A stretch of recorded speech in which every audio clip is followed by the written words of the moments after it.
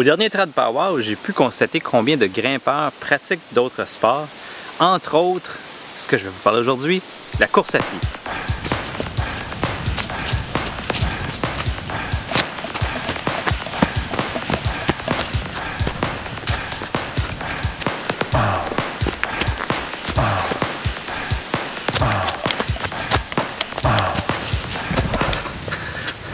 Cet été, comme Forrest Gump, j'ai couru et couru. Près de 700 km à date. Mon choix de godasses, évidemment, était important quand on commence à faire un peu de millage. J'ai donc porté mon dévolu au courant de l'été sur les Single Track TH et aussi, pour l'automne et surtout pour les sentiers, le Double Track. Si on compare les deux, ils sont assez similaires dans leur forme, mais quand on les regarde à plus près, il y a quand même de bonnes différences qui les démarquent. Premièrement, le Single Track TH est composé de mailles respirantes et la semelle a une technologie d'amortissement qui est très efficace. Calcule environ 22 mm au talon et 10 mm ici au devant. Quant au Double Track, eux, ils ont fait d'une membrane Gore-Tex qui enveloppe le soulier.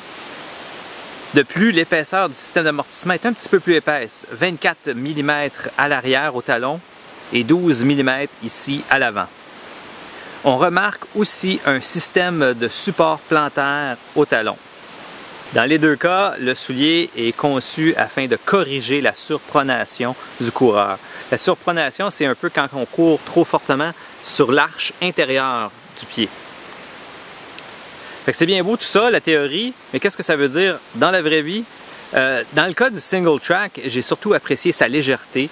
C'est non négligeable quand on commence à faire moindrement de millage. Il est très très confortable par temps chaud. Il a énormément réduit ma fatigue plantaire par rapport à mes anciens souliers.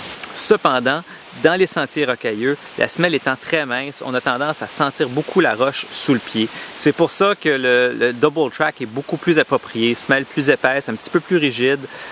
Et aussi le support au niveau du talon arrière fait une bonne différence. On sent beaucoup moins les roches. Donc en sentier, le Double Track est beaucoup plus approprié. Donc, quoi choisir entre le Single et le Double? Si vous faites davantage de courses à pied sur route et sur des sentiers de terre battue, un peu comme sur le Mont-Royal, allez-y avec le Single Track TH. C'est une incroyable machine. C'est léger, c'est polyvalent, c'est très performant. Par contre, si vous privilégiez des sentiers rocailleux, très accidentés, allez-y avec le Double Track et je vous recommande fortement de prendre le modèle avec la membrane Gore-Tex. C'est un très très bon soulier qui ne vous laissera pas tomber dans les conditions plus difficiles de ce genre de sentier-là. Sur ce, bonne course!